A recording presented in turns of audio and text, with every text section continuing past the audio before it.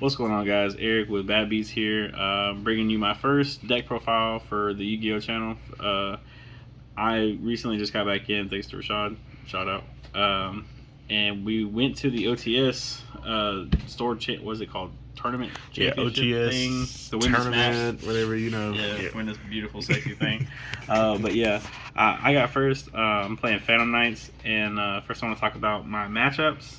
Um, First of all, I played this deck because I still think it's amazing. I don't know why it's not like represented more. Anytime I've played it against like some of the top three decks, the only thing I've really seen it really struggle with is Eldritch, because what do you do to that card? I don't know. Um, but regardless, I played against a Red Eyes like rogue-ish deck. He always takes me to game three because Dragoons. Also can't do anything to that card. So I lost, but I won 2-1. Round two, I played against Rashad. He was playing Tri Brigade Literalist. 1-2-1 as well. Triple tactics. Basically won me the game through Nibiru, just to steal the Nibiru. Both times. And then played against Sword Soul, my buddy Matt. 1-2-0. He Protossed game one. I was able to set a Imperm and a Fogblade. And then he went and activated again, Imperm, summoned Mo Yi, got Fog Bladed, and then I proceeded to OTK past that. And then game two, I just outgrinded them. Never played Scythe once all day. Never Scythe locked anybody, sadly. But and then round four, I had to play against the finals. I had to play against what was it Dragon Link. And that was an insane grind match. But I ended up winning it 2-0. So here's the deck that I played. We'll start with the Phantom Knights. 3 Torn Scales. If this card is at 1, I don't know how like this deck plays. You know what I mean? Like, because this card is just so important. This plus any one card in hand is, starting.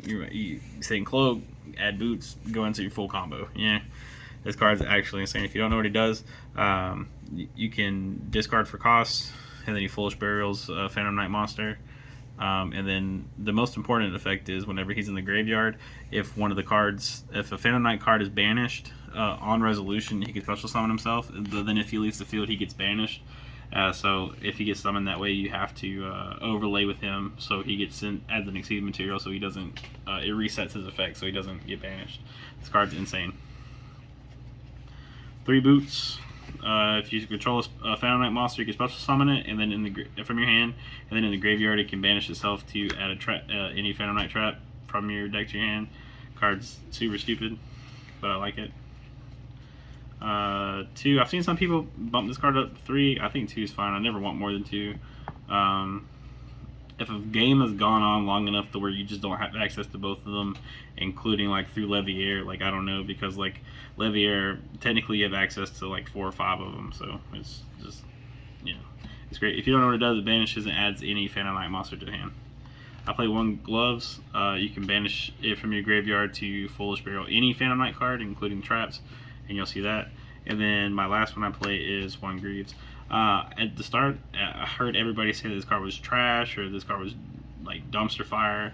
I actually like this card. There's so many times where like I need to send this one to extend a brick because you'll have like this plus Torn Scales, or like just a almost not an unplayable hand, but like this is your extender with this, and sometimes you just need it, and then sometimes being able to search this and then go into special summon something, Phantom Knight, and to be able to summon him to extend is also just really good. But I would never play more than 1. I believe that's 10, right? 1, 2, 3, 4, 5, 6, 7, 8, 9, 10.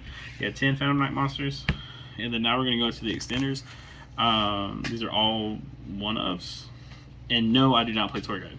I don't play Tour Guide because the card's dog shit. Every time you play it, it's going to get ashed, Veilered, Chalice, Droplet, Impermed, and then you literally just have to pass your turn. Like, unless you have like any of these extenders, and really only junk forward to do it first, the psychics after, or make sure they don't hit one of your dangers. Like, it's not good. But yeah, I played 1 tournament with Tour Guide when I went 2-2, and then I've went 7-0 since in tournament play. So I don't know what to do. I play 2 psychics, 1 wielder, 1 tracker. What they do is if you control a level 3 monster, you can special summon it from your hand. That's it. I play 1 graph and 1 seer. You need this for your Cherubini play, or no, just your Cherubini play.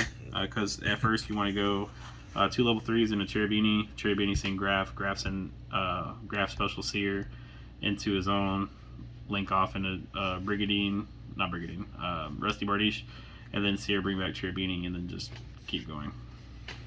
Have to play them. I super love these cards.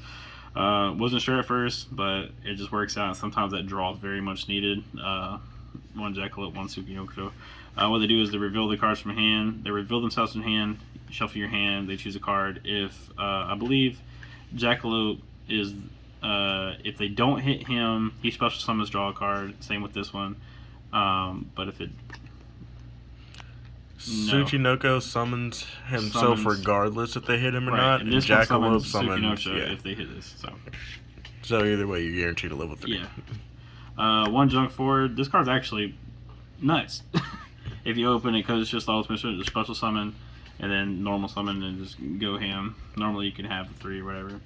And then I do play the super gay shit, for Fusion Destiny and to just kill the meta, I guess. I don't know. Cards needs to get banned. I played the deck and I think it needs to get banned. Like it's pretty toxic. Next is your hand traps. Play 3 Ash Blossom. I think it's the best, even though there's ways to chain, but just that doesn't really come up a whole lot. And then I play 2 Nibiru in the main deck. Any mirror match, or generally you have enough, whether it's Imperm, Ash, or Fog Blade, or just interactions like DP or anything like that, to kind of extend onto Nibiru to kind of deal with whatever. I feel like it's just the best in combination with the deck. Yeah. Next we go for the traps. Continuing hand traps. 3 Imperms. Cards needs to be played almost in every deck, right? For sure. And then the rest of my traps are just the 1 Brigandine. Sometimes you need it off of Rusty to just, it can, if you control no traps in grave, if you have no traps in grave, it can activate the turn it's set and special summon itself, and it just helps you extend. It's also a level 4, so if you get into a situation to where like they kill one of your level 4s or something, so you can't go into Raiders Night, you can activate this, and obviously I mean level 4s because of Break Sword, the whole shenanigans. You can still go into Raiders Night because it's a dark level 4. 3 Fog Blade, best card, best trap. 1 sword and 1 wings. At first I didn't play sword.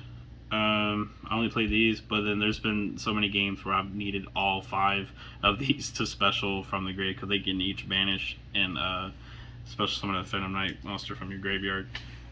It's just insane with the deck. I think all of these should be played. I don't need to explain this card. You just have to play it if you're playing Yu-Gi-Oh right now. I played 2 triple tactics. This card was actually insane, and it's really the only reason that I beat Rashad Lyreless deck, because he Nibiru'd me twice. I think it was twice, right? I think so, yeah. And then both times I just had the tactics for it and just stole Nibiru and just kept going. Or I was able to like just start hitting with the big beefy monster and not just like immediately die. So the card's actually insane. It just helps you like get into your extenders and stuff. And with the current meta, I think you kind of have to play it depending on your deck. Next to 1-up spells, the 1-ups. I noticed that 2 still only like 1, because I don't play that many. I only play 2, and generally I have 1 or something. But I just never have wanted to. When I did play 2, it kind of just like I'd go through both of them and it'd just be a deck card in my hand, or like there was just times where I just didn't want it. So I wanted it to be a different card, and I don't want to up the count in the deck because I feel like it's so tight already. I'm playing 43 cards. 1 Rhoda. You can get Torn Scales. I either get Torn Scales or Junk Forward, depending.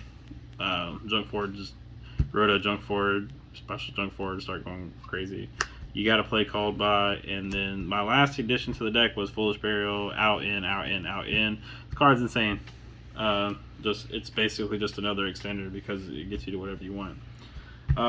Going into the extra deck, I play one Cherubini.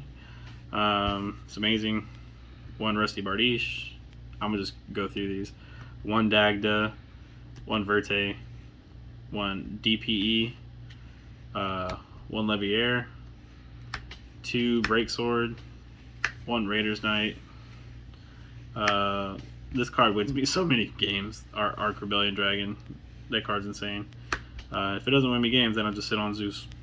Makes sense. And then your kind of situational ending cards or whatever is IP, 1 Unicorn, Appaloosa, and Boral Sword. Would this be a access code talker? Probably not, because I want access to. I mean, I'd only be able to get rid of, like maybe IP in one of these cards. It just doesn't. I mean, that's fine, but you can OTK easier with Boral Sword. I believe in this deck. Next, I'll show you my side deck. I mean, obviously it varies per locals, but we have a pretty competitive locals and has a lot of decks. Twin Twister. I feel like just, if you go against Eldritch or... Oh, I guess Harvey's Feather Duster. If you go against Eldritch, BA Trap card deck.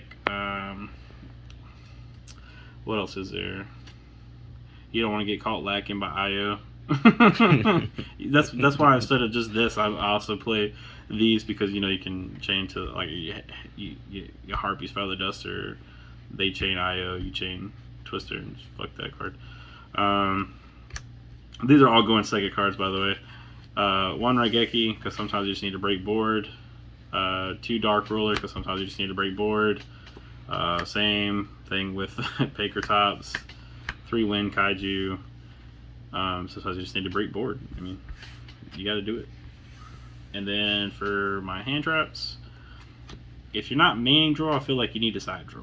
And same thing with Lancia. If you're not maining Lancia, I feel like you need to side Lancia because you have Tri-Brigade Lairless that both these cards come in for, Flounderies, Eldritch, really on both of these.